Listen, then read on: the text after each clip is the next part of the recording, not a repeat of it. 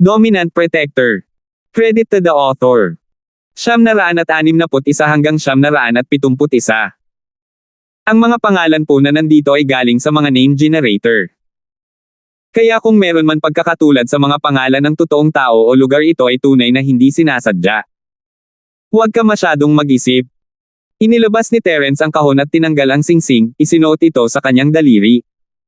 Sa iyo ito, palaging sa iyo. Okay. Medyo nagulat si Josephine, nakalimutan niya ang lahat ng problema niya. Sa sandaling ito, ang kanyang kaligayahan ay natakpan, nanunuot sa kanyang isipan magpakailanman. Sa ilalim ng mga lilim ng puno, nilagyan siya ni Terence ng singsing, ipinakita nito sa kanya ang kanyang pagmamahal. Mukhang naresolba na ang problema sa pamilya Charlton, pero hindi pa.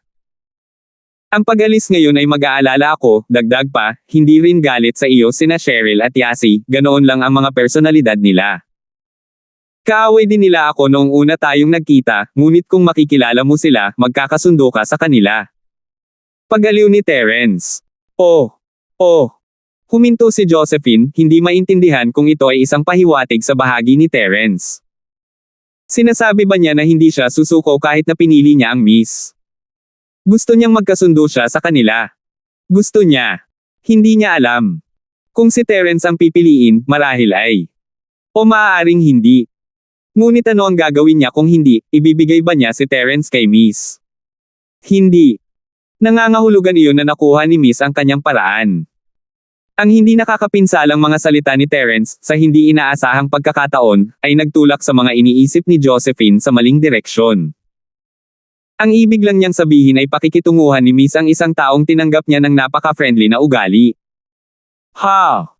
Kapag natapos na ang pagsusulit, ibabalik kita sa bakasyon, hayaan mong makilala mo ang aking matanda. Ngumiti si Terence. Okay. Si Josephine ay natuwa muli. Hanggat nasa puso siya ni Terence, ano ang pakialam niya sa Miss? Kung hindi siya gusto ni Terence, wala siyang magagawa para manatili pa rin siya.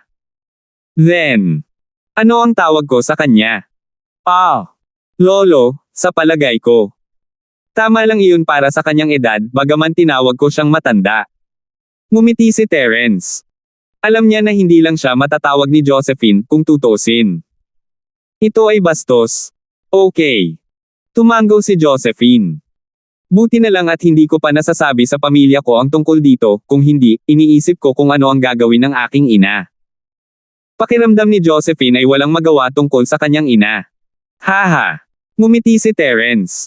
Si Terence mismo ay medyo walang magawa pagdating kay Miss Tang. Palagi siyang nandoon mula sa unang araw na hinabol niya si Josephine, kaya nagpapasalamat siya at hindi na masyadong nagkukwento tungkol sa kanyang mga sakam na ugali.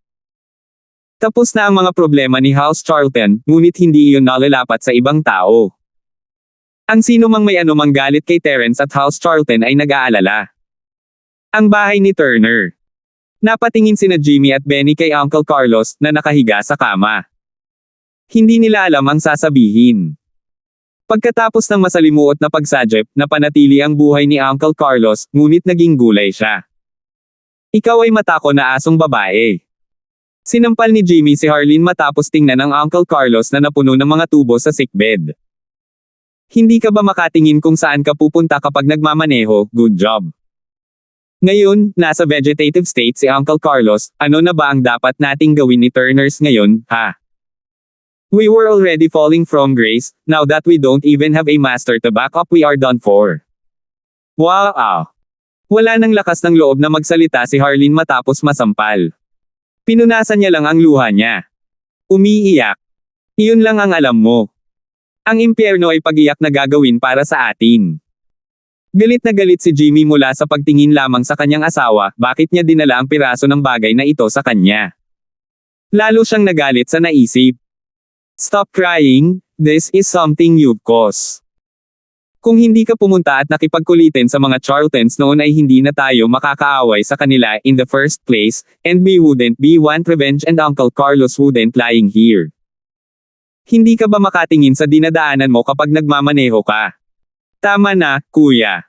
Ikinaway ni Benny ang kanyang kamay. Hindi ito ang oras para makipag-away. Kahit napatayin mo ang biyenan ay hindi ito magbabago. Wala itong malulutas. Kung gayon, Ano ang gagawin natin? Napabuntong hininga si Jimmy, hindi sigurado sa kanyang gagawin. Ito ang dahilan kung bakit niya ibinuhos ang lahat ng galit sa kanyang asawa.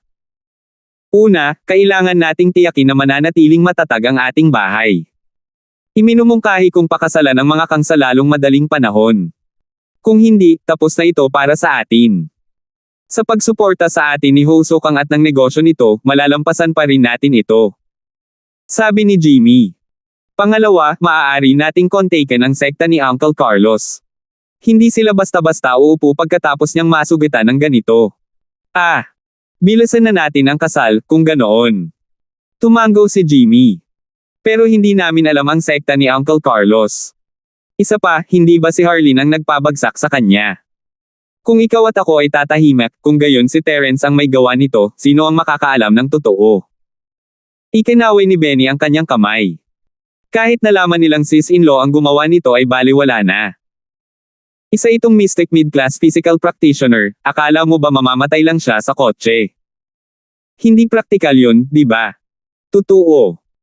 Ngunit hindi namin alam kung saan ang kanyang pinanggalingan, at hindi sinabi sa amin ni tatay bago pumanaw. Tumango si Jimmy. Hindi kami nagkaroon ng pagkakataon na tanungin din si Uncle Carlos. Totoo rin yan. Kumunat ang noo ni Benny. Sige, ilabas mo lang ang balita, at sabihin na napilayan si Uncle Carlos ni Terence. Pero kuya, kung gagawin natin iyan ay baka ayaw ng mga kang na makipaglapit sa atin pagkatapos malaman ang totoo. Nag-aalalang sabi ni Jimmy. Sa tingin mo may tatago natin ito kung susubukan natin. Ikinaway ni Benny ang kanyang kamay. Sigurado ako na hindi magtatagal bago malaman ng lahat kung paano nagkakaproblema si House Turner. Totoo yun, walang paraan na may tatago natin ito. Tumango si Jimmy bago tumungo upang maikalat ang balita pati na rin makipag-ugnayan kay House Kang. Iron Lake, ang Yorks. Tiningnan ni Sisi Leon ang bangkay ng kanyang ikatlong kapatid na si Biden na inilagay sa gitna ng sala. Bumagsak ang luha. Kuya, bakit mo kami iniwan? Kung wala ang kuya natin, tayong dalawa na lang ang natitira sa House York. Bakit mo ako iniwan? Nakatayo sa isang tabi ang Halden, hindi nagsasalita. Si House York ay naging malupit sa loob ng maraming taon, at ang isang trahedya na tulad nito ay hindi pa nagagawa.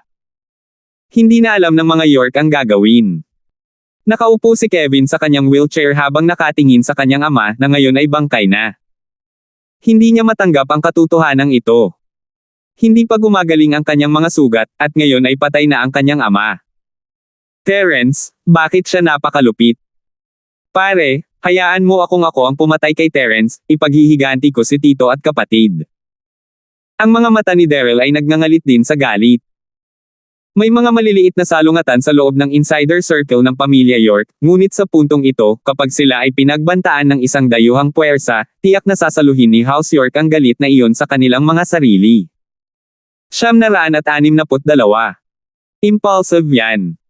Ikinaway ni Sisi Leon ang kanyang kamay, ang kanyang mukha ay seryoso. Alam mo ba ang klase ng sitwasyon natin? Gusto mo pa siyang puntahan para maghiganti.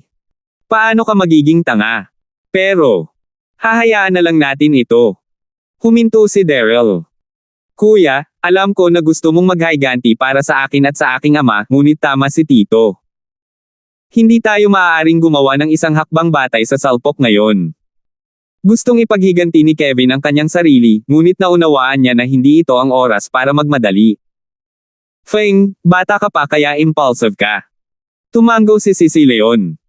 Sa ngayon, nililinaw ni Terence na naglalagay siya ng balat ng tupa para painan tayo, at hindi lang siya nawala ng lakas, lalo pa siyang gumanda. Ni hindi yun, isang aso lang sa tabi niya ay naging practitioner dog na. Sa likod niya, gaano kalaki ang kapangyarihan sa likod niya para suportahan siya para gawin niya ito. Halos mapatay ang asong iyon sa kung anong uri ng tama ang ginawa niya para lang masigurado kung anong tama ang ginawa nila ni Kevin. Huwag na nating pag-usapan ang tungkol sa ibang mga bahay, ang ating bahay York lamang ang maaaring hindi makapaglabas ng mga kayamanan na tulad nito, lalo pa ang paggamit nito sa isang aso plus, ang magagawang gawin ang isang aso bilang isang practitioner na aso, at ngayon ay mayroon silang isang practitioner na aso, mayroon ba silang masyadong maraming mga kayamanan, kaya napagpasyahan nilang magsanay ng aso. Napayuko si Daryl sa sinabi ng kanyang ama. Tama siya, mula sa mga detalyeng ito, malinaw kung gaano kalakas ang background ni Terence. Hindi siya makakilos ng padalos-dalos. Ngunit ano ang gagawin natin? Kailangan ba nating tiisin ito? Medyo malungkot na sabi ni Daryl. Iyon lang ang magagawa natin sa ngayon. Ngunit tandaan, dapat marunong magtiis ang sinumang nakalaan para sa kadakilaan. Hindi ba tiyon ang sinabi sa atin ng kwento tungkol sa pagtikim ng apdo habang natutulog sa brushwood? Kailangan nating magtiis. Sabi ni Sisi Leon. I'll contact your eldest uncle about this later, see what he has to say. As long as the Hidden House York stands for US, then we have nothing to fear. It's just that the people on that side won't make move that easy. Tumango si Daryl at bumantong hininga. Kailangan natin itong tiisin, kung gayon.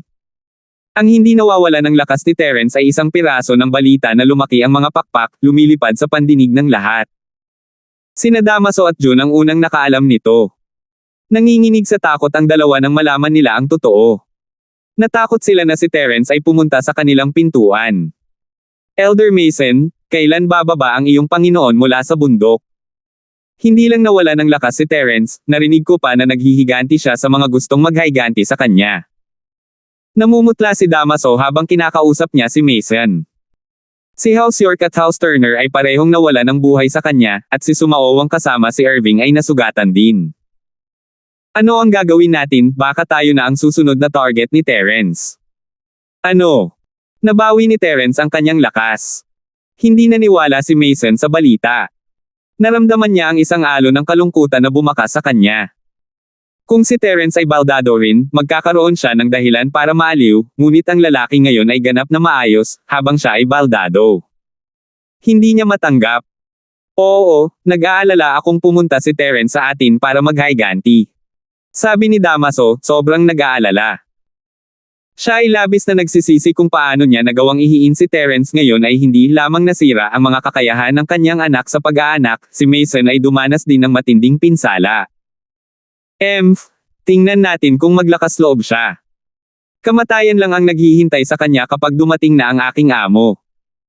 Malamig na ngumiti si Mason. Sa nakikita niya, si Terence ay hindi maliit na banta, ngunit siya ay walang halaga kumpara sa kanyang amo. Kung gayon, kailan darating ang iyong Panginoon, Elder Mason? Maaari ba niyang bilasan ang takbo? Nag-aalala ako na si Terence ay nasa pintuan na natin bago niya tayo marating. Nag-aalala niyang sabi. Ang aking master ay isang Earth Phase Master, ngunit ayon sa mga alituntunin ng komite ng Hidden Houses, ang mga Earth Class Master ay hindi pinapayagang gumala lamang sa karaniwang mundo, maliban kung may mga espesyal na dahilan. Nag-apply na siya sa komite para sa pahintulot. Napasimangot si Mason. Naunawaan ni Mason ang mga alituntunin na nakapaligid sa mga nakatagong bahay, mga tuntunin na nalalapat lamang sa kanila. Para sa mga malalaking sekta, hindi sila gumana. Sa harap ng mga sobrang sinaunang sekta, ang mga nakatagong bahay na ito ay walang iba kundi maliit na prito. Ang mga nakatagong bahay ay hindi makagambala sa lahat. Wala man lang silang karapatang magtanong kung ano ang nangyayari sa mga sinaunang sekta. Ang sekta ni Mason ay maliit, at ito ay isang bagong ginawang sekta. Siyempre, ang mga sekta na ganyan ay maimpluwensyahan ng pagsasama ng mga nakatagong bahay na iyon. I see. Tumango si Damaso. Kung gayon, ano ang gagawin natin? Sinabi ng aking amo na magtago muna tayo sandali bago siya dumating.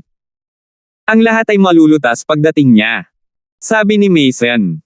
Katatapos lang magsalita ng boses ni Mason nang may marinig na katok sa labas. WHO. Hindi malay na tanong ni Damaso. Terence. Matamlay na sabi ni Terence. Narinig na niya mula kay Irving na ang mga taong ito ay nagtatago dito sa hotel na ito. Terence. Tumalon si Damaso, halos bumagsak sa lupa habang takot na takot siyang tumingin kay Mason. Elder Mason, ano ang gagawin natin? Di ba sabi ko sa'yo magtiis ka muna? Maghintay ka hanggang sa dumating ang aking amo. Sa puntong iyon ay walang magiging problema. Medyo naiinip na ang noo ni Mason. Kinamumuhian din niya si Terence, ngunit alam niyang wala siyang magagawa sa kanyang sitwasyon ngayon. Oh! Naglakas loob si Damaso at lumakad para buksan ang pinto, na umaarte. Terence, bakit ka nandito? Nabayaran na natin ang mga utang natin, hindi ba? Napilayan si Elder Mason, at sinira mo rin ang anak ko. Ano pa ang gusto mo? Oh, totoo iyan, ngunit narito ako para magsimula ng bago, hindi ito nauugnay sa huling pagkakataon. Ngumiti si Terence, diretsong nagsalita. Magsimula ng bago. Anong ibig mong sabihin? Tumigil si Damaso. Ni-extort mo ako last time, kaya ginagawa ko sa iyo. Sabi ni Terence. Gusto mo mangikil ng pera sa akin. Nagbago ang mukha ni Damaso. 500 milyon. Ako ay isang tao na palaging gustong magbayad ng 2 beses, kaya mula noong tumagal ka ng 250 milyon, hindi masyadong marami kung humingi ako ng 500 mula sa iyo, hindi ba? Nakangiti si Terence habang nakatingin kay Damaso, naglalagay ng inosenteng ngiti. Kung hindi mo gagawin, kailangan kong kidnapin ang iyong anak at pumunta sa Stonegate, sirain ang lahat ng iyong negosyo. Pagkatapos ng lahat, ako ang pinakamagaling sa pagsira ng mga skyscraper, tanungin mo si Irving, ginawa ko ang 2 para sa kanya. Namutla agad ang mukha ni Damaso. Binyantaan siya ni Terence, isa itong tahasang pagbabanta. Mas malupit siya kaysa dati. Kahit papaano ay inagaw lang niya sina Cheryl at Yasi bago humingi ng pera, ngunit hindi pa iyon ginawa ni Terence at humihingi siya ng 500 milyon. Diretso niyang binyantaan siya na magbabayad siya kung hindi ay kikidnapin niya ang kanyang anak. 763. Batang babae ng Bahay Lane, ganitong uri ng pantubos ay hindi pa nagagawa. Hindi pa niya narinig ang tungkol dito. Naging berde at puti ang mukha ni Damaso, ngunit wala siyang magawa sa kanya. Sino ang nakakaalam kung ano ang kahihinatnan ng asar kay Terence? Ang lalaki ay pumatay ng mga tao mula sa parehong bahay York at Turner. Pabayaan ng isang lalaki na tinatawag na Damaso. At sinabi mismo ni Terence. Kung hindi siya magbabayad, pupunta siya sa Stonegate para sirain ang kanyang negosyo. Ito ay nagbigay sa kanya ng isang pakiramdam ng kahihiyan. Ngayon lang niya napagtanto kung ano ang tunay na kasamaan. Siya ay walang halaga kumpara kay Terence. 500 milyon. Wala akong ganon. Sabi ni Damaso habang pinipigilan ang galit. Sige, ibigay mo na lang sa akin kung ano ang mayroon ka. Sabi ni Terence. Isusulat namin sa papel ang utang mo sa akin. Sige. Kinagat ni Damaso ang kanyang mga ngipin. Mayroon lang akong 250 milyon ngayon.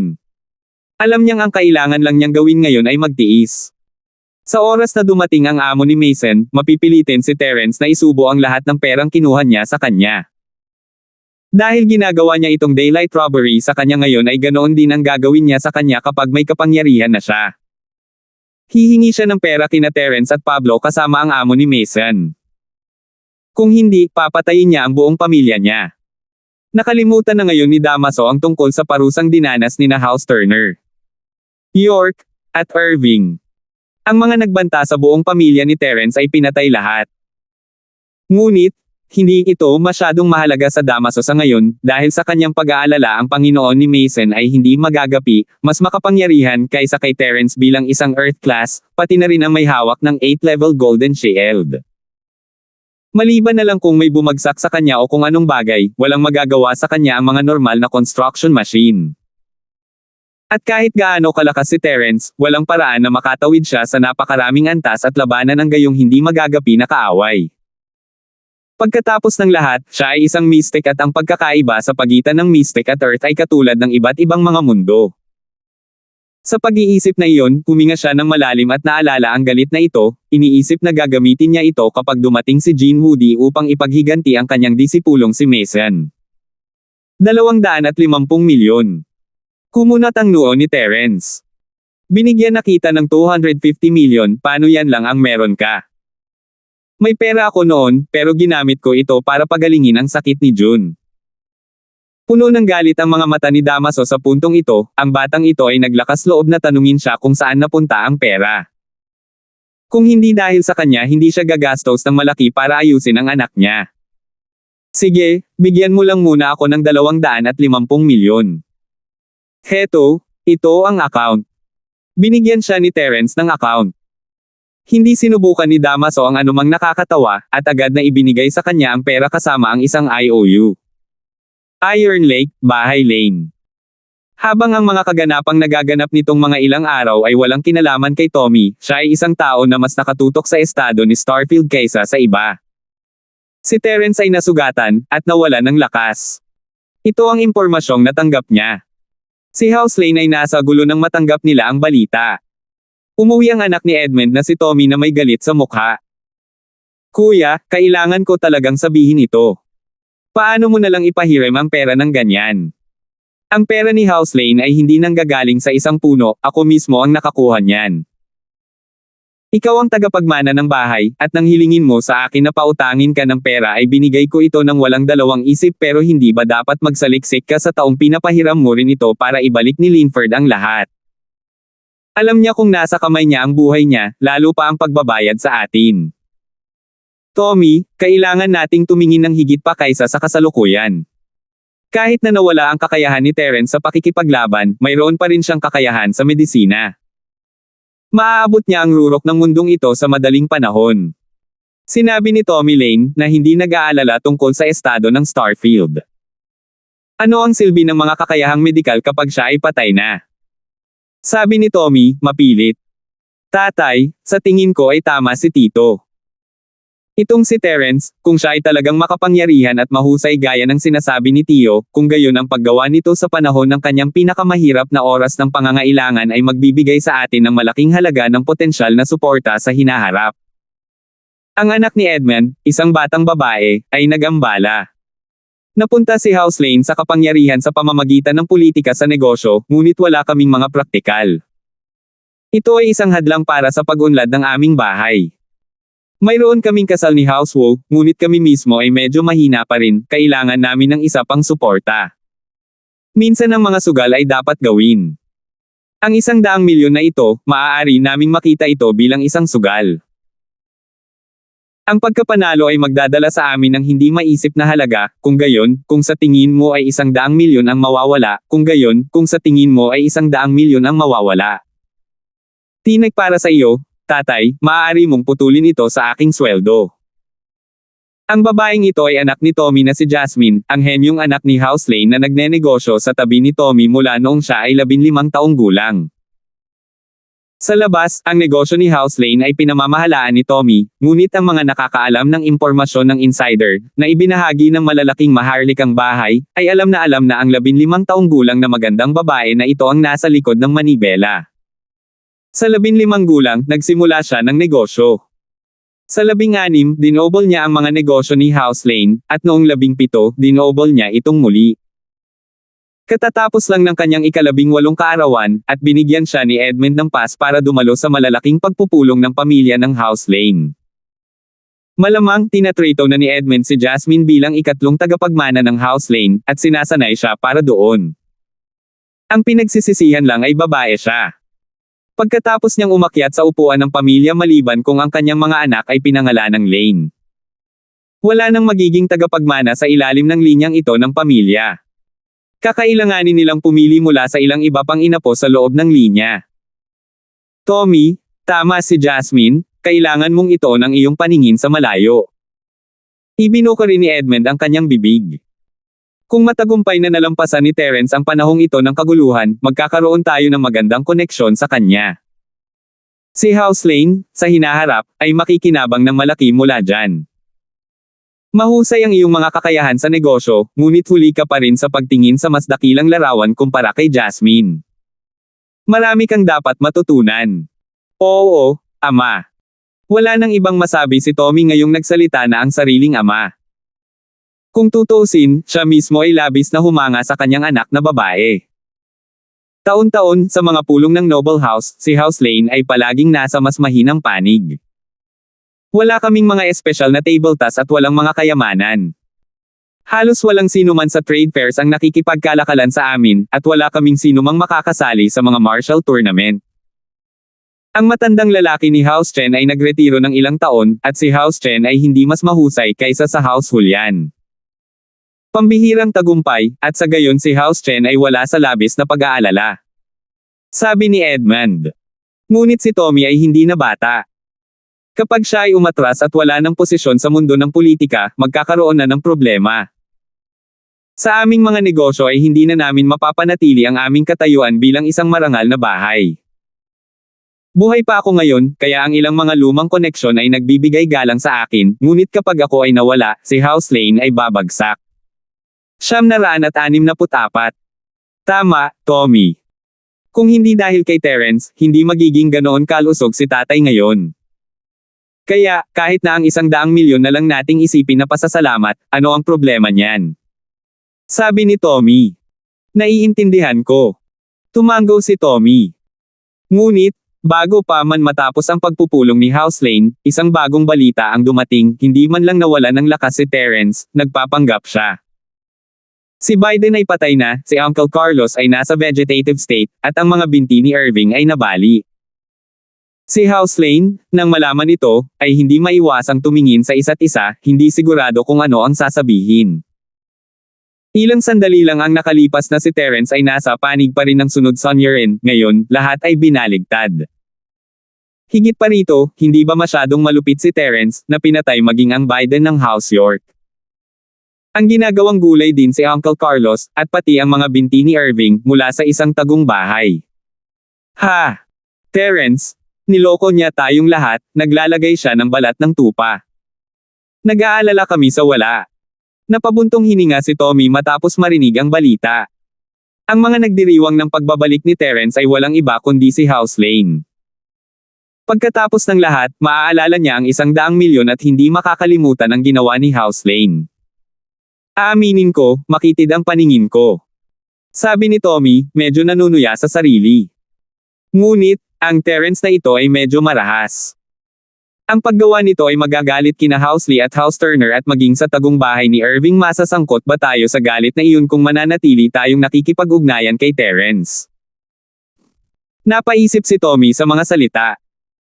Ang mga bagay ay mas komplikado ngayon, at ang puot sa pagitan ni Terence at House Turner kasama si House York ay medyo hindi mapag-usapan sa puntong ito.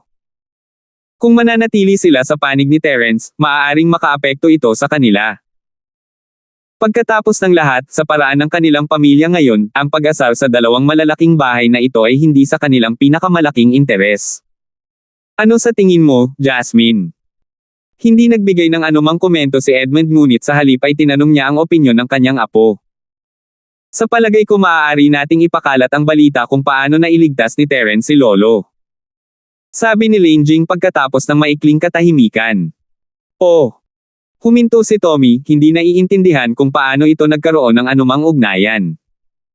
Ano ang pinag-uusapan ng kanyang anak na babae? Si Tommy ang tradisyonal na uri, magaling siyang magpanatili ng negosyo, ngunit hindi nagsimula ng isa. Brilliant! Jasmine, ikaw talaga ang talent ng bahay namin. Sabi ni Tommy Lane, at nagsimulang tumawa ng malakas. Si Terence ang tagapagligtas ng ating bahay, Lane, kaya natural lang ang pakikipagkasundo sa kanya, kung hindi, susuklian natin ng puot ang kanyang kabaitan. Ang pagtulong kay Terence ay lubos na mauunawaan para kay House York at House Turner. Wala silang masasabi. Nakikita ko. Sabi ni Tommy, naintindihan agad. Totoo, bagamat marami sa mga marangal na pamilyang ito ay hindi mabubuting tao, sila pa rin ang makatwiran. Natanggap namin ang biyaya ni Terence, at kahit na hindi kami nanatili sa kanyang panig, ito ay magsasabi sa amin bilang hindi nagpapasalamat. Tumango si Edmund.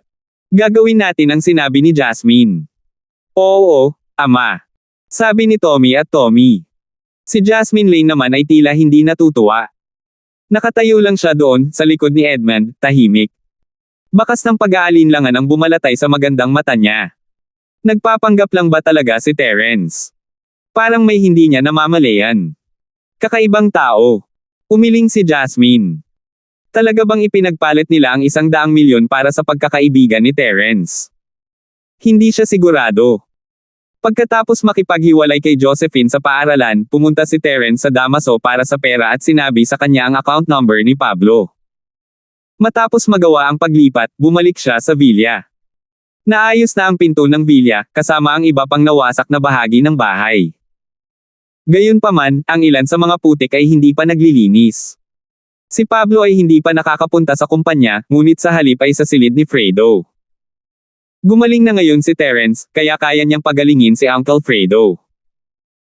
Ayaw niyang tanungin si Terence ng gawaing iyon kapag nawalan siya ng lakas, ang iniisip lang niyang buhatin si Fredo at hintayin si Terence na mag-isip ng alternatibo. Ngunit ngayon lahat ng iyon ay wala na. Pinaplano niyang hilingin kay Terence kung matutulungan niya si Uncle Fredo. Si Miss at Yasi naman ay nakaupo sa sofa, nagbubulungan. Paanong hindi pa bumabalik si Shield bro? Anong ginagawa niya? Sabi ni Yasi habang nakatingin sa orasan sa sala. Pupuntahan si Josephine, siguro. Ngayong hindi na siya uuwi kailangan niyang kausapin si Josephine tungkol dito. Naunawaan ni Cheryl si Terence pinakitunguhan niya si Josephine ng maayos. Oh, kung madidismaya siya. Ngayong titira na muli sa atin si Shield bro, malamang himatayan siya sa balita. Excited na sabi ni Yasi. Yasi, huwag kang magsalita ng ganyan. Si Cheryl, sa unang pagkakataon, ay nagsalita para kay Josephine. Talagang napakahusay na babae ni Josephine, handa siyang isuko ang lahat dito at umuwi kasama si Terence, kaya halata naman na talagang nagmamalasakit siya sa kanya. Si Terence din mismo ang pumili sa kanya, kaya habang tinatanggap natin siya, kailangan din natin siyang tanggapin. Oh, kaya Cheryl, sinasabi mo na tinatanggap mo si Josephine bilang numero 2 maliit na asawa ni Shield bro. Tanong ni Yasi. What on earth is a number 2 small wife? Pinandilatan ni Cheryl si Yasi, nakasimangot. Sinasabi ko lang na lahat tayo ay maaaring maging mabuting magkaibigan, at least hindi tayo palaging nagsusundo sa isa't isa.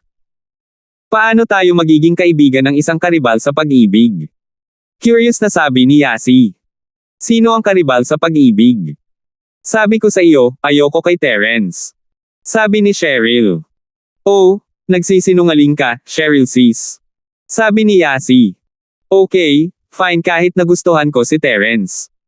Nagbibigay lang ako ng halimbawa, hindi totoo. Sabi ni Cheryl. Kung ganoon gusto mo rin si Terence.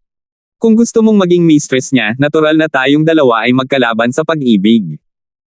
Oh, baka totoo yon. Umiling si Yasi. Kung gayon, mabuti ba tayong magkaibigan? Tanong ni Cheryl. Sa tingin ko. Tumanggo si Yasi. Kung gayon, bakit hindi tayo maaaring maging kaibigan ni Josephine? Tanong niya. Ngunit, Cheryl, hypothetically lang ang sinasabi mo. Ang sabi mo na ayaw mo kay Terence ay hindi totoo. Sabi ni Yasi. Oo, kaya dahil hindi ito totoo. Hindi tayo magkaribal sa pag-ibig ni Josephine, di ba? Medyo natuwa si Cheryl, sa wakas ay natalo niya si Yasi sa sarili niyang laro. Oh, medyo natarante si Yasi. Umiling siya, frustrated. Kung ganoon, magiging kaibigan natin siya. Ayos lang ako, basta maging maliit akong asawa. Hindi alam ni Cheryl ang sasabihin. Hindi ba medyo mababa ang kanyang hangarin? 965. May isang magandang kasabihan, ang isang palace girl na ayaw maging empress ay hindi isang magandang palace girl, sabi ni Yasi. Kung gayon, bakit mo gustong maging isang may bahay? Inis na sabi ni Cheryl. Hindi pa ako tapos. Ang gusto kong sabihin, isang maliit na asawa na hindi nagsisikap na maging malaking asawa, ay isang mabuting asawa. Dagdag ni Yasi. Inilibot ni Cheryl ang kanyang mga mata, walang imek. Nag-uusap lang ang dalawa nang itulak ni Terence ang pinto, nakita ang dalawang babae ngunit hindi si Pablo. Umalis na ba si Uncle Charlton? Hindi, kasama ni Dad si Uncle Fredo sa kwarto niya. Umiling si Cheryl. Terence, hindi ka pumasok sa paaralan. Oh. Huminto si Terence, hindi naiintindihan ang itinatanong ni Miss. Gusto talagang tanungin ni Cheryl kung pumunta si Terence kay Josephine, ngunit nang walang sinabi si Terence, ibinaba niya ang tanong, wala lang. Nang marinig ang mga boses sa sala, lumabas si Pablo sa silid upang makita si Terence. Terence, busy ka pa ba? Hindi na. Umiling si Terence. Siya nga pala, Tio Charlton, pinabalik ko kay Damaso ang 250 milyon, ngunit 100 milyon iyon ay mula kay Tommy, kaya kailangan kong ibalik iyon. Ah! May pera ka na. Tumigil si Pablo, nanlalaki ang mga mata. Oo, sinabi ko sa kanya na kung hindi niya ako bibigyan ng pera ay kikidnapin ko ang kanyang anak at sisirain ko ang kanyang negosyo sa Stonegate. At pagkatapos ay ibinigay niya ito sa akin. Casual na sabi ni Terence na parang isang normal na bagay na dapat gawin. Hindi alam ni Pablo ang sasabihin. Talagang hindi karaniwan ang pagkuha ng pera tulad nito, ngunit saan napunta ang mga bola ni Damaso, nasaan ang dominasyong iyon noong inagaw niya si Cheryl. Ngunit ngayon ay naunawaan na ni Pablo, ang lakas na taglay ng nangingibabaw na tao, iyon ay kapag ang mismong kalaban ay walang lakas. Katulad niya mismo, hindi ba't natulak siya sa isang sulok, hindi alam kung ano ang gagawin kapag nanakit ang mga kidnapper. Malamang natakot si Damaso na may na si Terence pagkatapos ng mga halimbawang ginawa niya tungkol kay House York, House Turner, at Irving. Tanging isang tanga ang magpapatuloy laban kay Terence sa puntong iyon. Shield bro, ang galing mo. Baka kung hindi natin gusto ang mukha ng isang tao sa susunod ay maaari nating gamitin ang pamamaraang ito para makakuha ng pera. Excited na sabi ni Yasi. Yasi, huwag mong sabihin iyan. Ang paggawa lang niyan sa sinumang walang dahilan ay isang krimen. Sabi ni Cheryl, napatigil si Yasi. What I mean is for Shield bro to specifically target the bad guys. Paliwanag ni Yasi. Laban sa mga masasamang tao, maaari rin niyang sampelan sila hanggang sa mamatay, tulad ng Biden na iyon. Sabi ni Cheryl. Cheryl, mas malupit ka kaysa sa akin. Nagulat na sabi ni Yasi. Terence, dahil libre ka ngayon, maaari mo bang tingnan ang mga sugat ni Uncle Fredo? Ikinaway ni Pablo ang kanyang mga kamay para sabihin sa mga babae na tumira at umatras kay Terence. Iyan ang mabilis kong pagbabalik para gawin, Tio Charlton.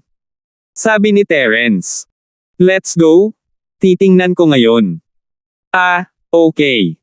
Hahayaan ko na ang aking assistant na magpadala ng pera kay Tommy. Tanong ni Pablo matapos makita ang notification na natanggap na ang pera. Sige, ipadala mo. Tatawagan ko si Tommy. Tumango si Terence. Sige, sagot ni Pablo bago ito hawakan. Si Terence ang tumawag sa telepono. Katatapos lang ni House Lane sa business plan nila sa family meeting nang tumawag si Terence. Pinulot niya agad. Hello, Miracle Dr. Linford, kumusta ka na? Mr. Lane, nagamit ko na ang pera. Ipinapadala ko ito sa iyong account ngayon, mangyaring suriin kung nakuha mo ito. Muli, salamat sa iyong tulong. Nagpapasalamat na sabi ni Terence. Pagkatapos ng lahat, ang mapagbigay na tulong na ibinigay nila ay talagang nag-iwan ng magandang impresyon sa kanya. Miracle Dr. Linford, hindi naman. Hindi na kailangang ibalik, gamitin mo lang. Ibalik sa amin. Hindi ba masyadong magalang sa iyo? Sabi ni Tommy Lane, medyo nabigo. Hindi mo ba ako tinatrato bilang iyong kaibigan, Miracle Dr. Linford? Siyempre gusto ko, hindi kita tatanungin kung hindi. Sabi ni Terence, hindi humble o pert. May kasabihan, kung isasauli mo ang iyong utang, madaling humiram muli, ngunit kung tatanggihan mo ang perang ito, Mr. Lane, talagang mahihirapan akong humingi ng tulong sa hinaharap. I see. Nag-alinlangan si Tommy ngunit tumango ito ng may mapait na ngiti.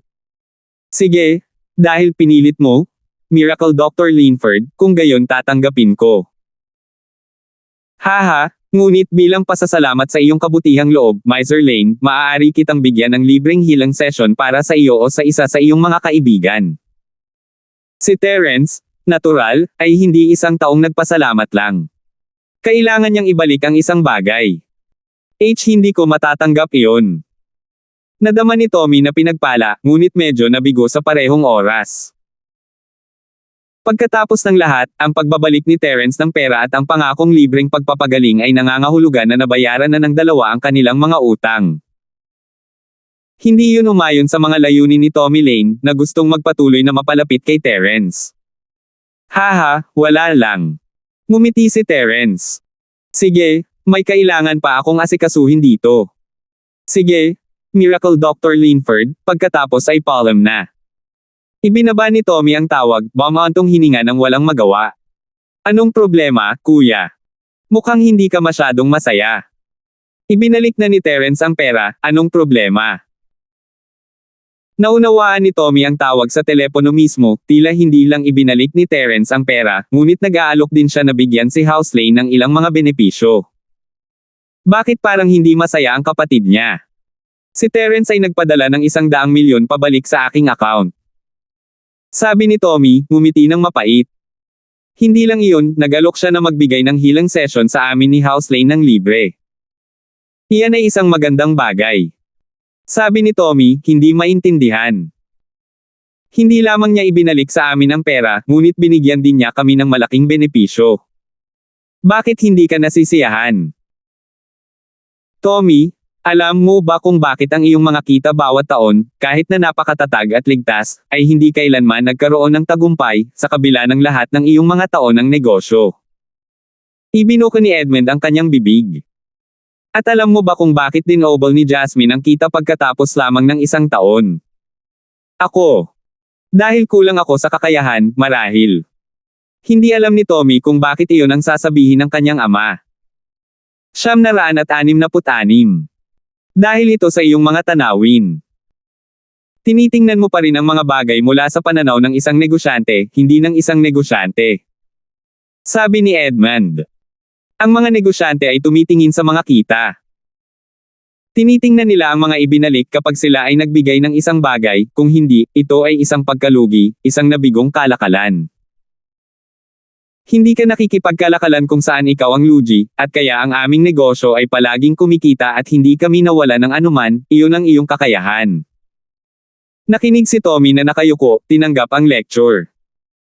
Gayunpaman, inilalagay ng mga negosyante ang kanilang mga pananaw sa mas malayong linya, hindi nila iniisip ang ngayon, hindi nila iniisip ang hinaharap. Sabi ni Edmund Lane. Jasmine, bakit hindi mo sabihin ang iyong saloobin sa bagay na ito? Oo, Lolo. Sabi ni Jasmine. Ibinalik ni Terence sa amin ni House Lane ang pera, pati na rin ang 1 piraso ng benepisyo. Nangangahulugan ito na hindi talaga kami tinuring ni Terence bilang mga kaibigan, at itinuring niya ito bilang pasasalamat sa pagtapos ng kanyang utang kay House Lane. Nakuha na namin ang aming mga ibinalik ngayon, ngunit hindi ito isang bagay na dapat ikatuwa. Narinig mo iyon? Tommy, ito ang pagkakaiba ng iyong paningin at pangitain ni Jasmine. Ang negosyo ay maaaring doble at doble sa kanyang mga kamay, ngunit sa iyo, ito ay isang matatag na status quo lamang. Ikinaway ni Edmund ang kanyang kamay. Pero mabuti, masyadong madali para sa isang gawa lang para makuha natin ang pagkakaibigan ni Terence. Magkakaroon tayo ng pagkakataon sa hinaharap. Nabalitaan niya na sa susunod na pulong ng Noble House, maaaring mabago ang rangkang. Tila malapit nang mawalan ng titulo si House Turner bilang isang Noble House. Tama, ngunit sino kaya ito, pagkatapos ni House Turner?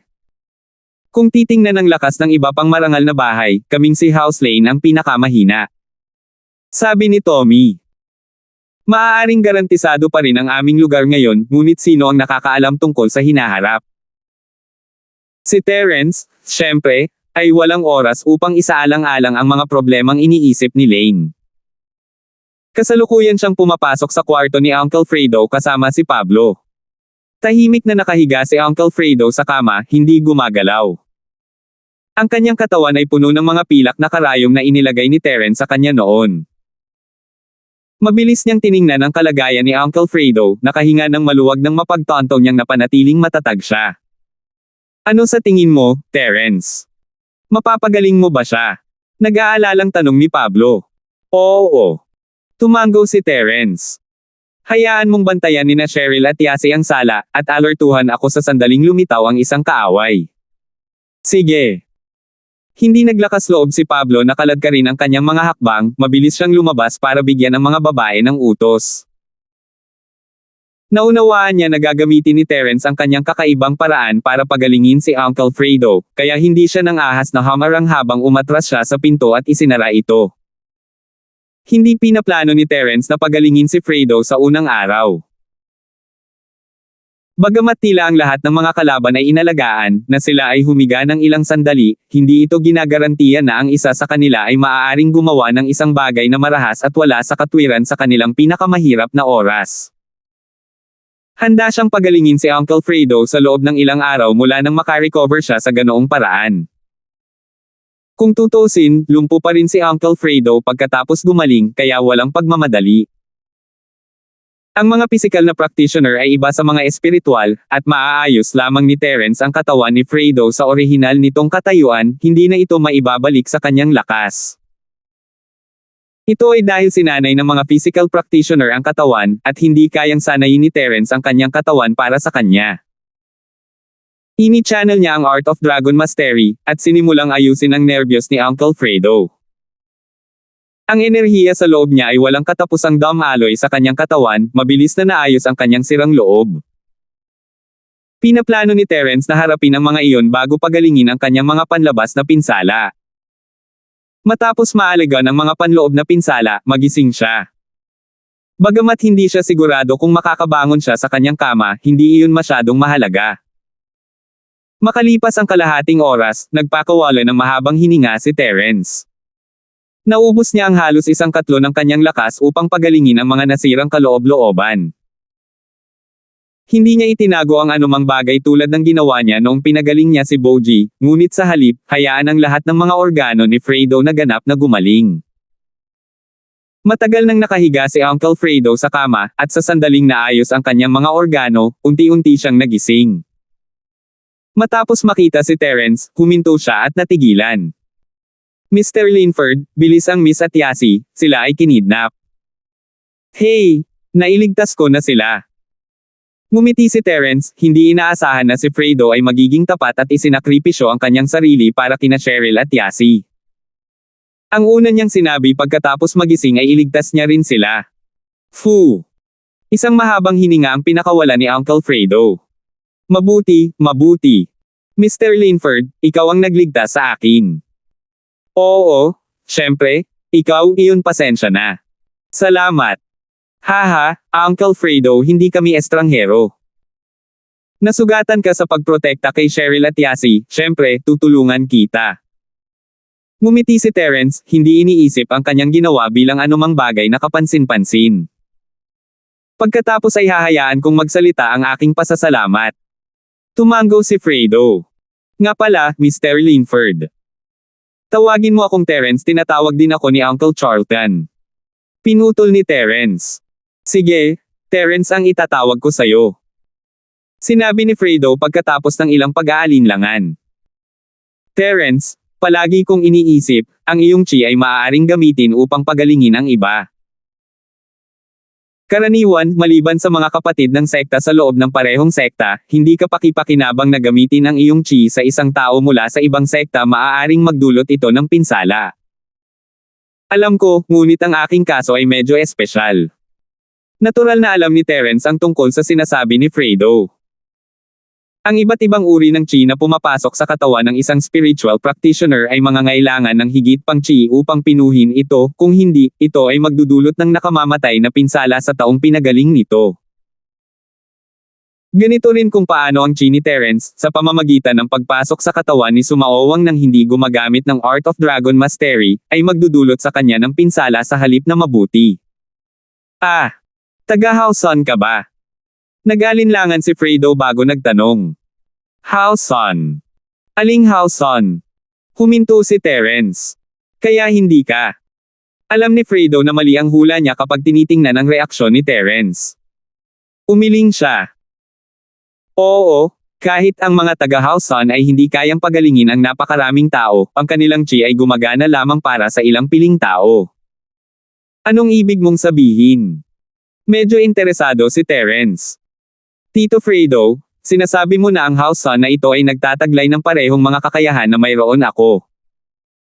Ito ang unang pagkakataon na narinig ni Terence na ang isa pang marangal na bahay ay may kakayahan din sa ganitong kakayahan, gamit ang kanilang chi upang pagalingin ang mga sugat ng iba.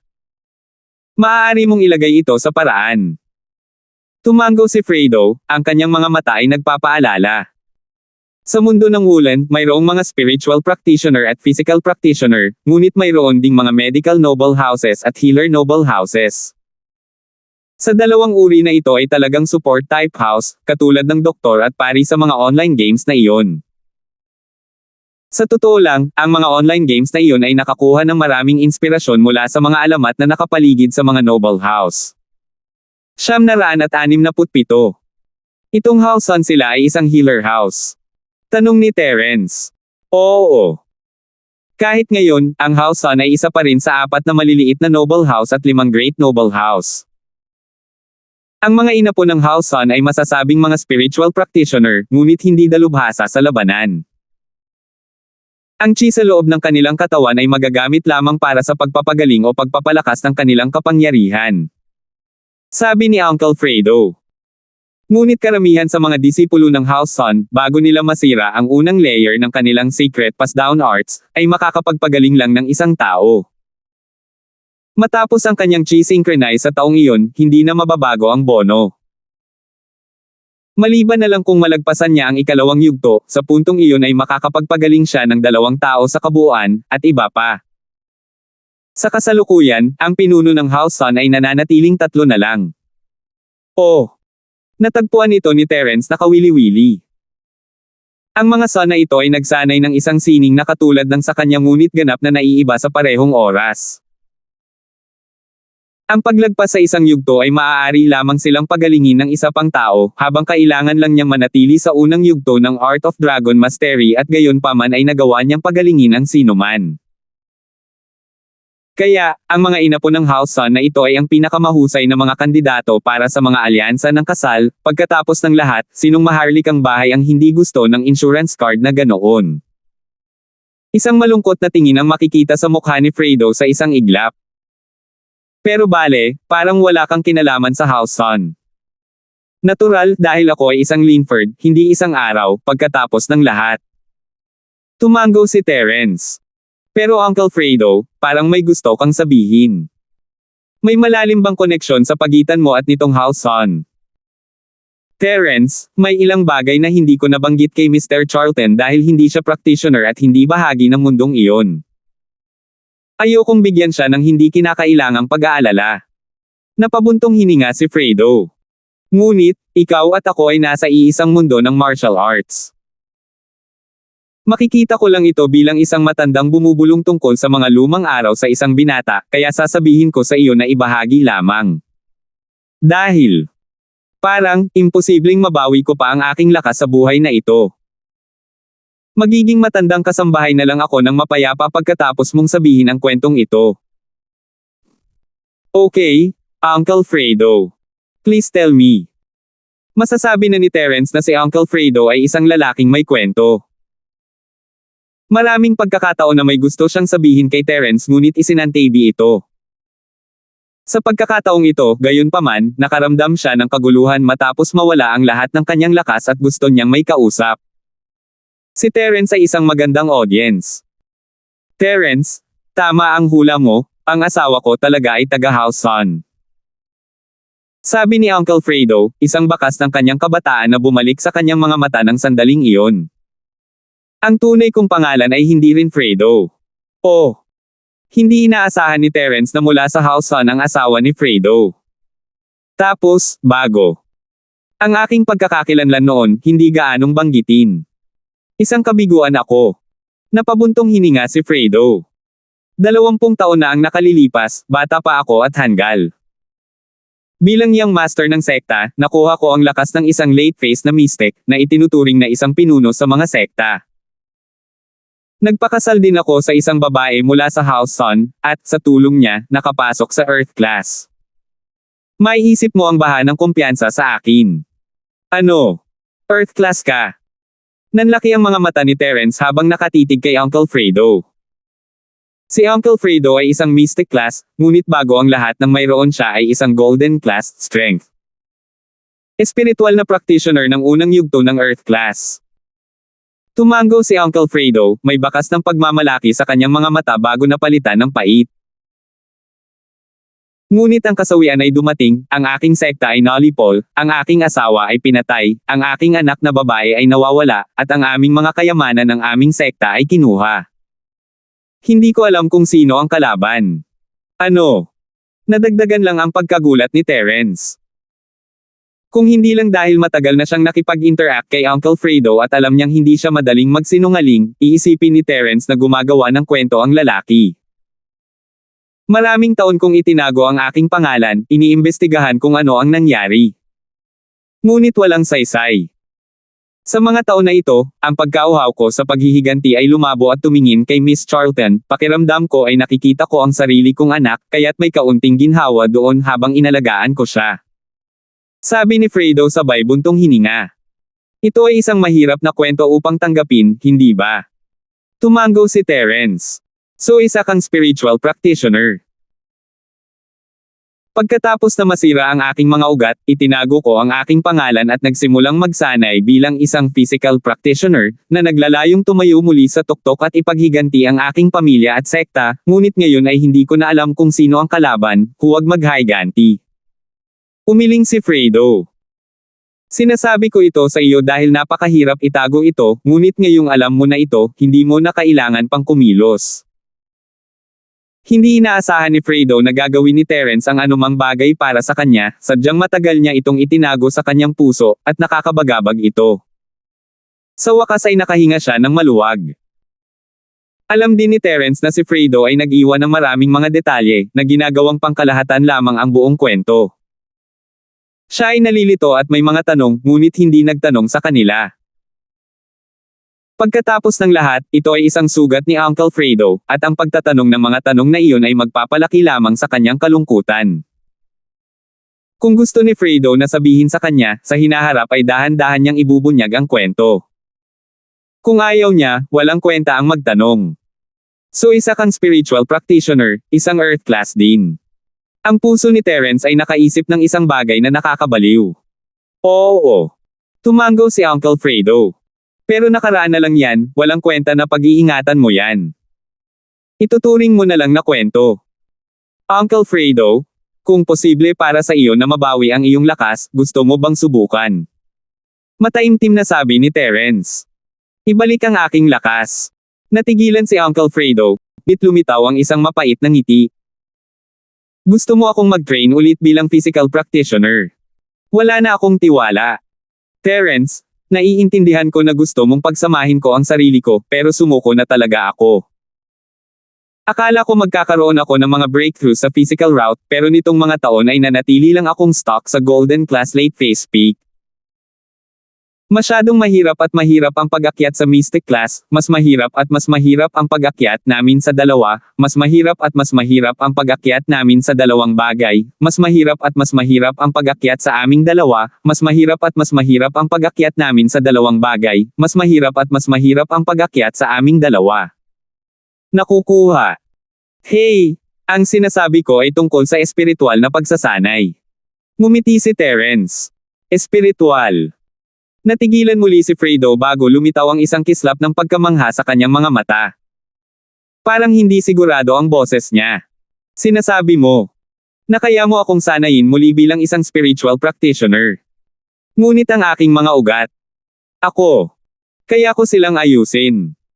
Tumango si Terence bago ito sinabi ng may katiyakan. Ito ang nakatutuwang kaisipan na nasa isip ni Terence. Hindi ba masyadong sayang kung hindi niya hahayaang mabawi ang lakas ng isang earth class tulad ni Uncle Fredo? 968. Nagawa niyang ayusin ang sarili niyang nerbiyos, kaya malamang din ang pag-aayos ng nerbiyos ni Tito Fredo. All-purpose ang kakayahan niya, kaya parang hindi naman ito mahirap gawin. Bagaman, ang oras ay isang issue. Hanggat hindi niya nauubos ang lahat ng enerhiya sa loob niya sa bawat oras at mabilis na mabawi ang kanyang lakas sa maikling panahon, ang kanyang mga kaaway ay hindi magkakaroon ng pagkakataong makalusot. Gayunpaman, hindi siya sigurado kung makakapagsanay pa rin si Uncle Fredo bilang isang spiritual practitioner kahit na naayos na niya ang kanyang nerbiyos. Ngunit ano man ang mangyari, ngayong nabuo na ang ideya, kailangan lang itong subukan ni Terence. Kung mabawi ni Uncle Fredo ang kanyang lakas, magiging katulad ito ni Terence na mayroong earth class sa kanyang panig. Ang pag-iisip pa lang ay natuwa siya, mukhang napakalakas. Sinasabi mo na kaya mong ayusin ang mga sirang nerbiyos. Medyo hindi siguradong tanong ni Uncle Fredo. Totoo. Kung magagawa ito ng house son, malamang magagawa mo rin. Tito Fredo, gagamit ako ng ilang oras para tulungan kang mabawi ang iyong nerbiyos. Tumango si Terence bago sinabing tiyak. Hindi napigilan ng mga mata ni Fredo ang pananabik ito ay lumitaw saglit. Terence, Kahit na naayos ang aking mga ugat, nawala ang lahat ng aking chi. Kailangan kong magsimula sa simula. Anong masama doon? Sabi ni Terence. Nagawa mong maabot ang hindi malulutas na Earth class 20 taon na ang nakararaan, na kailangang ikredito sa iyong likas na potensyal. Hindi pa huli ang pagsisimula muli. Iyon ay isang dahilan, ngunit napabuntong hininga si Fredo. Ang aking lakas ay nabuo sa pamamagitan ng hindi mabilang na mga kayamanan, pati na rin ang suportang iyon, sa ibabaw nito. Ito ay kung paano ako nakakuha ng napakalakas na lakas. Ngunit ngayon, natahimik si Terence habang iniisip ito. Napakadali niyang sinabi, totoo na dati ng Earth class si Fredo, ngunit hindi tiyak na makakapagsanay siya pabalik sa Earth class sa simula. Pagkatapos ng lahat, ang pagsira ay nangangailangan ng maraming pagkakataon at swerte rin. Pero, paano kung ayusin muna natin ang nervyos mo? Baka may ibang paraan. Sabi ni Terence, ayaw sumuko. Napakaganda ng Earth class para palampasin. Kung talagang may Earth class sa kanilang panig, kung gayon ang mga taong tulad ng Mason na iyon ay walang halaga. Sige. Dahil mataas ang expectations mo sa akin, Terence, syempre, tatanggapin ko. Tumango si Fredo. Kailangan ko ring protektahan si Miss Charlton, ipagpapatuloy ko ang pagsasanay. Sige. Itatago natin yan para sa araw na ito. Sa ilang araw na ito, patuloy akong darating at aayusin ang ilan sa iyong mga sugat at nervyos, hanggang sa ganap silang gumaling. Sabi ni Terence. Araw-araw. Gulat na tumingin sa kanya si Fredo, ngumiti ng mapait. Ang iyong chi ay talagang mabilis na naka-recover, hindi ko alam kung saan mo nakuha ang lahat ng chi na iyon. Sa lungsod, ang chi ay talagang manipis hanggang sa isang matinding antas, ngunit nakakabawi ka pa rin sa ganoong bilis sa bawat oras. Ito ay isang kamanghamanghang gawa. Haha, akala ko. Ngumiti si Terence, hindi nagpapaliwanag. Pagkatapos ng lahat, ang sikreto tungkol sa espasyo ng Jade ay hindi isang bagay na maibabahagi niya sa mga tagalabas. Ito ang mga bagay na maaari lamang niyang pag-usapan sa matanda, wala pa rin siyang kumpiyansa sa ibang tao. Kung sakaling naiinip ka, at nais mong pag-usapan ang mga lumang panahon, maaari kang pumunta sa akin palagi, Tito Fredo. Sige. Naunawaan ni Uncle Fredo si Terence, gusto niyang tanungin siya tungkol sa higit pang mga detalye tungkol sa kanyang nakaraan, ngunit ayaw sabihin ni Fredo ng marami sa kanya. Sa lakas niya ngayon, hindi na niya kailangan pang malaman ang lahat ng bagay na iyon, wala namang maganda para sa kanya. Ililihim ko rin ito kay Uncle Charlton. Sabi ni Terence habang tumalikod para umalis. Salamat. Sabi ni Fredo habang inilatag niya ang dalawang mabibigat na salita, kung tutuusin, hindi lang ito para pasalamatan siya sa pagtago ng sekreto, ito rin ay pangako ni Terence na ayusin ang kanyang mga ugat at tulungan siyang mabawi ang kanyang lakas. Si Pablo, Cheryl, at Yasi ay nakaupo lahat sa sofa, naghihintay ng balita ni Terence. Si Uncle Fredo ay masasabing kanang kamay ni Pablo, at palagi siyang tapat sa kanya nitong ilang taon, malaking pakialam niya ang Fredo. Para kay Cheryl, maliban kay Pablo, Terence, at Yasi, ang pinakamalapit na tao sa kanya ay si Uncle Fredo. At natural na ipagdadasal niya si Terence na mapagaling siya. Si Yasi, sa kabilang banda, ay maaaring mukhang isang pilyong brat sa buong araw, na naniniwala ng husto sa Shield Bro. Siya ang numero 1 tagahanga niya, at habang nagmamalasakit siya kay Uncle Fredo, alam din niya na siguradong gagaling siya ni Shield Bro.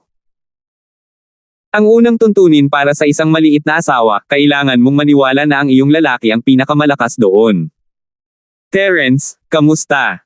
Sabi ni Pablo habang mabilis na tumayo at naglakad. Gising na si Uncle Fredo, pero kailangan ko pa rin siyang pagalingin sa loob ng ilang araw. Sabi ni Terence. Gising na siya. Iyan ay magandang balita. Baka sa tuwa ang mukha ni Pablo. Salamat, Terence. Tito Charlton, wala lang. Ikinaway ni Terence ang kanyang kamay. Ikinagagalak kong tumulong. Pwede ba natin siyang makita? Tanong ni Pablo. Oo naman. Hindi pa siya makakababa sa kanyang kama, pero ayos na siya. Sabi ni Terence, iniisip na masyadong maingat si Pablo. Nagkukwento lang din si Uncle Fredo sa kanya.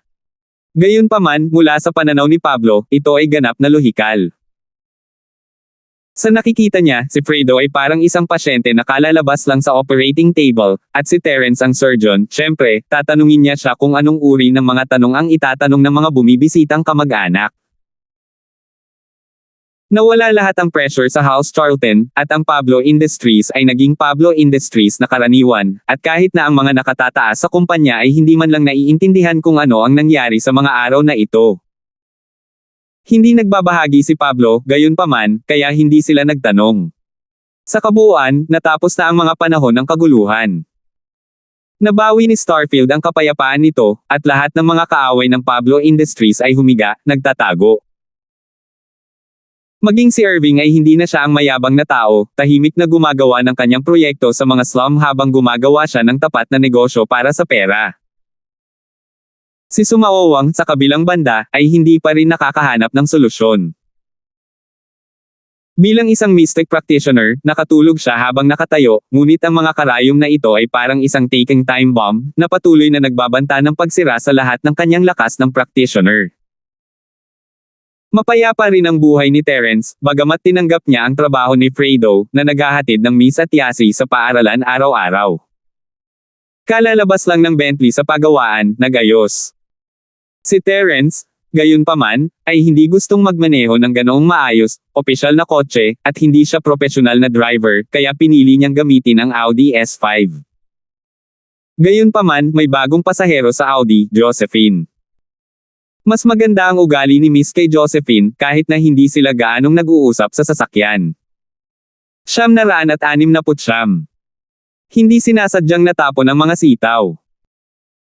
Si Cheryl ay mayroon pa ring karaniwang malamig na personalidad, nakaupo kasama si Yasi sa likod ng kotse habang si Josephine ay nakaupo sa harap. Sasabihin lamang ni Cheryl ang isang pagbati pagkatapos na makapasok si Josephine at bumaba sa kotse, at kahit na medyo malamig, nawala ang puot.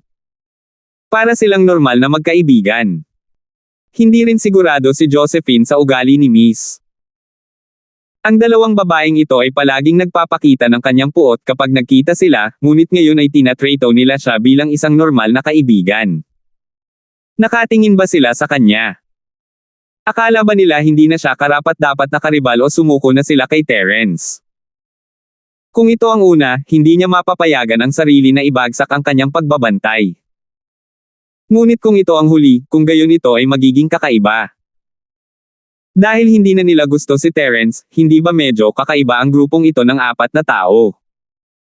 Sa totoo lang, hindi lang naiintindihan ni Josephine ang personalidad ni Miss. Si Cheryl ay malamig sa labas ngunit mainit sa loob, at nagawang magpakita ng pagmamahal sa isang tao kung tatanggapin niya ang mga ito kahit ngayon, ganoon pa rin ang pakikitungo niya kay Terence, hindi mapagmahal o malamig. Ngunit sa kanyang puso, si Terence ay isa ng kaibigan na hindi niya kayang mawala. Hindi alam ni Cheryl kung ano ang sasabihin kay Josephine, at si Terence ay nasa kotse din. Hindi niya talaga alam kung ano ang dapat niyang sabihin. Gusto niyang subukan at makipag-ugnayan pa kay Josephine, ngunit napagtanto niya na ang dalawa ay nakatira sa magkaibang mundo. Wala siya roon noong nagkaproblema ang bahay ni Josephine, at hindi rin niya masabi ang mga bagay na nangyari sa kanya. Tiyak na magmumukhang pakitang tao.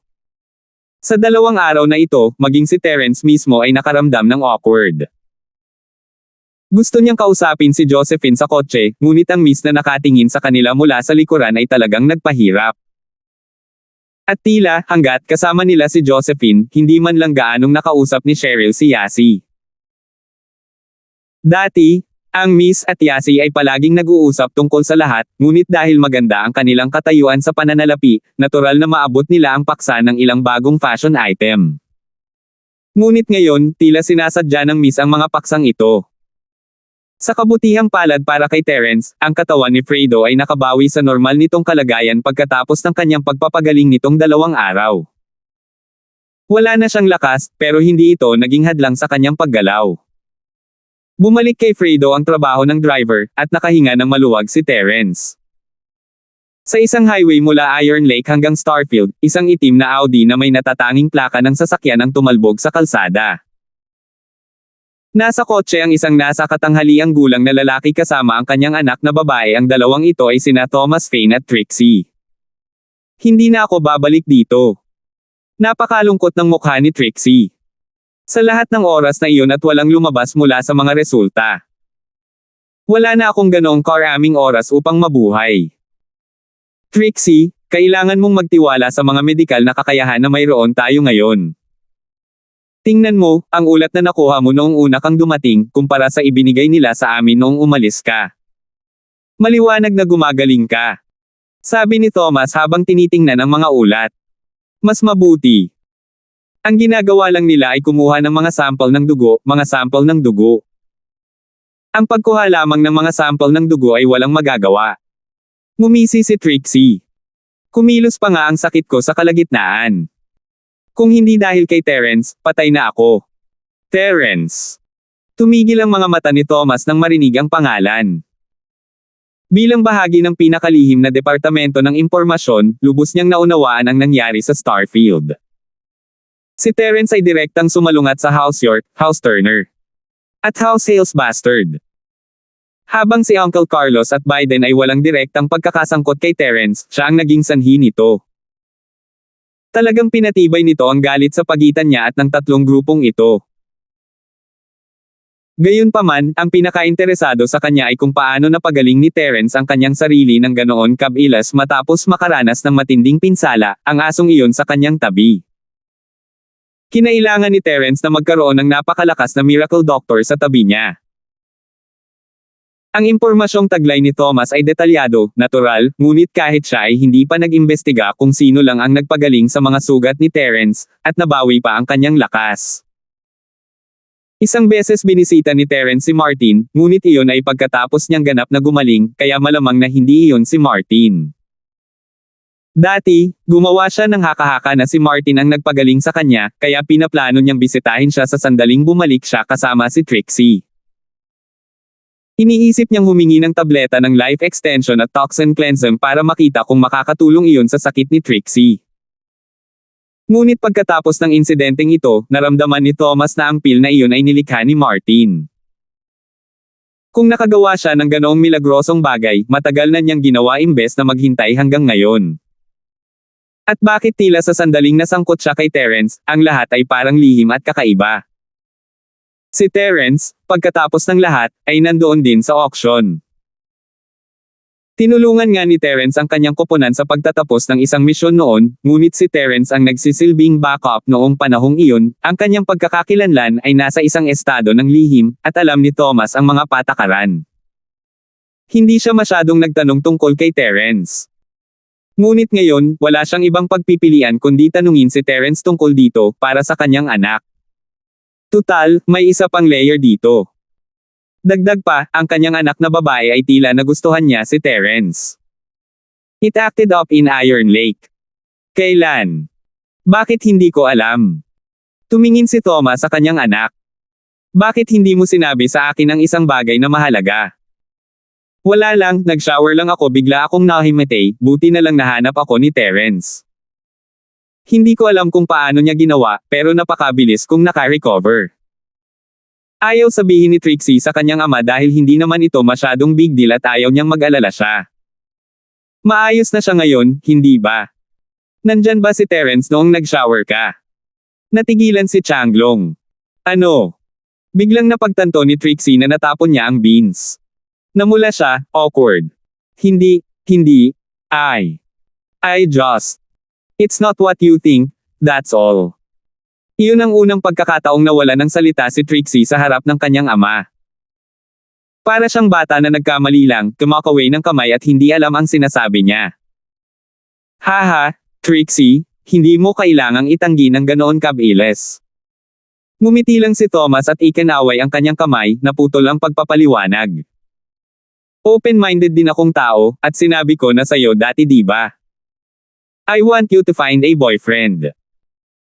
Plus, if you two were to plan on having a granddaughter or apo for me, that'd be the most ideal.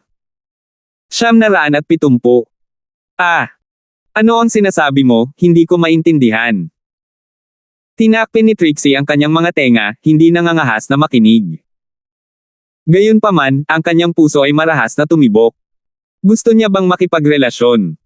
Basta ang alam niya, lagi niyang iniiwasan ang dalawang pinakamahalagang bagay sa buhay, pagkakaibigan at pag-ibig. Hindi niya alam kung kailan siya bigla na lang mamamatay, at ang pag-iisip na kailangan niyang magpaalam sa mga kaibigan at kasintahan ay natakot siya, ayaw niyang masaktan at desperado na makasama ang mga mahal sa buhay mga sandali bago siya mamatay. Bilang resulta, sa kanyang 18 taon ng buhay, ang pagkakaibigan at pag-ibig ay hindi kailanman naantig sa kanya. Wala siyang tunay na kaibigan, tanging mga taong pinagkakaguluhan niya. Kung mawawala siya isang araw, tulad ng nangyari kanina, hindi siya hahanapin ng mga kaibigang iyon sa karera ng kotse, at makakahanap sila ng mga bagong kaibigan sa karera ng kotse na makakasama nila. Naramdaman ni Trixie na siya ay isang bisita lamang sa mundong ito, isang tagamasid, nagmamadaling pumasok at nagmamadaling lumabas. Hanggang sa huling sandali ng kanyang buhay, mapayapa niyang dadaanan ito. Ngunit ang mga salita ng kanyang ama ngayon ay nakaapekto sa nakatatak na puso niya. Maaaring natakot siya sa pinsalang dulot ng pagkakaibigan at pag-ibig, ngunit ganoon din ang hangarin niya. Inaasahan niya ang mga matamis at asim na dulot ng pagkakaibigan, ang isang matalik na kaibigan na nakakaalam ng iyong isip, ang manliligaw na bahagi mo, mamamatay siyang masaya noon, hindi ba? Ngunit nadama niya na ang paggawa nito ay medyo makasarili. Friendship, fine. But love. Handa ba siyang hayaan ang kanyang kasintahan na magdusa sa sakit ng pagkawala niya? Akala ni Trixie ay masyadong malupit. Walang sinabi si Trixie, ngunit nasasabi niya kung gaano kalungkot ang kanyang ama sa mga araw na ito. Si inay pa rin ang nasa isip niya, ngunit wala siyang magawa kundi ang magtrabaho para takasan ang sakit. Minsan, ang isang maliit na ideya, na minsang itinanam sa puso, ay tumutubo sa isang binhi. Ito ay lumalaki, na umuusbong sa isang sapling na hindi madaling mabunot. Si Trixie ay hindi nang ahas na isipin ang tungkol sa pag-ibig, alam niyang wala siyang karapatan, ngunit ngayong pinalakas siya ng loob ng kanyang ama. Bagamat sinabi niyang hindi sa panlabas, lumuwag na ang kanyang puso. Gusto niyang maramdaman kung ano ang pakiramdam ng umibig. Kahit na maikli lang ang lasa niya. Pero hindi. Sasaktan niya siya. Si Trixie ay gustong mangloko ng mga tao, ngunit iyon ay nasa loob lamang ng lugar na maaaring magdulot ng hindi pagkakaunawaan at magdulot ng gulo. Dagdag pa, ang mga iyon ay na-target din sa mga jerks. Hindi niya talaga kayang gawin iyon sa taong mahal niya. Dad, miss mo na ba si Mama? Tanong ni Trixie. How? Tumigil si Thomas, isang kidlat ng sakit at alaala ang tumatama sa kanyang mga mata. Siyempre, oo naman. I do. Bakit mo naman natanong yan bigla? Tapos kapag nagka-boyfriend ako, mamimiss niya ako in the future, masasaktan siya. Umiling si Trixie. At saka, magiging katulad ko ang anak ko, miss the mother. Ayokong magdusa sila. Trixie. Bumantong hininga si Thomas. Siyempre, alam niya ang proseso ng pag-iisip ng kanyang anak.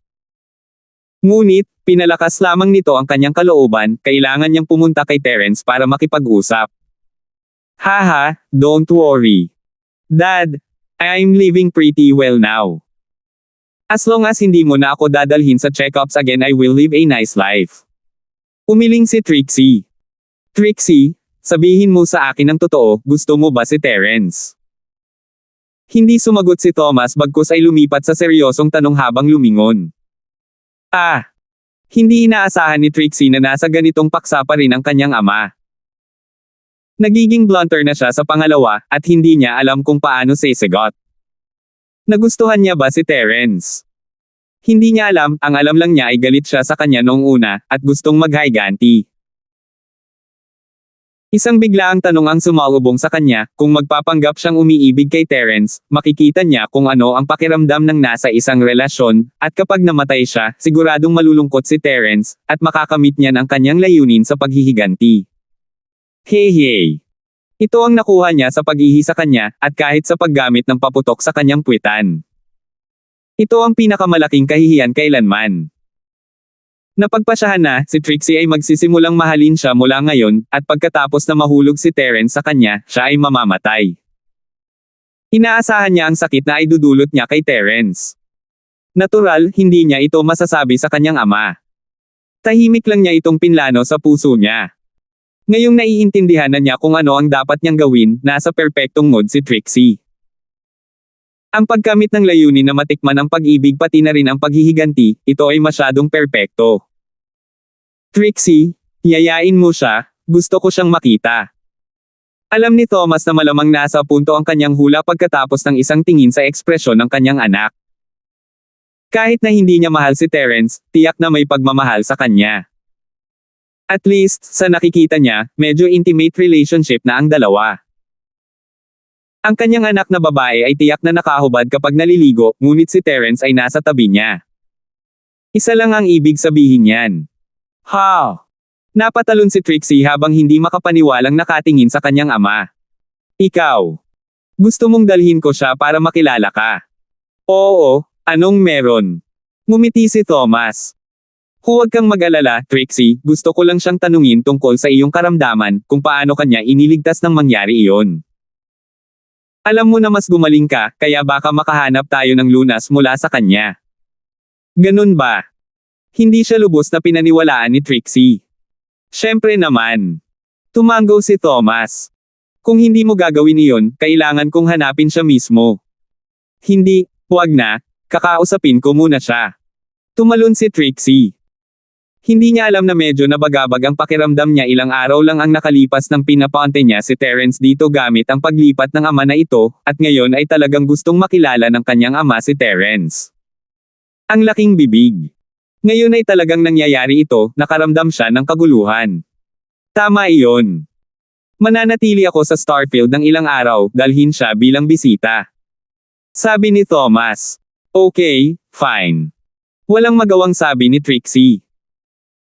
Sinabi niya sa kanya na ang kanyang ama ay gustong makipagkita sa kanya upang madala niya ito sa hotel, ngunit ngayon na ito ay naging isang katotohanan ay nakaramdam siya ng pagkabalisa. Gusto niyang maghiganti kay Terence. Ngunit ngayon na nakilala niya ang kanyang mga magulang na nagbago ng texture ng buong bagay. Makakapaghiganti pa kaya siya? Umaasa siyang hindi siya kasama sa usapan nila. Salamat po at sinamahan ninyo ako, ingat lagi mga master.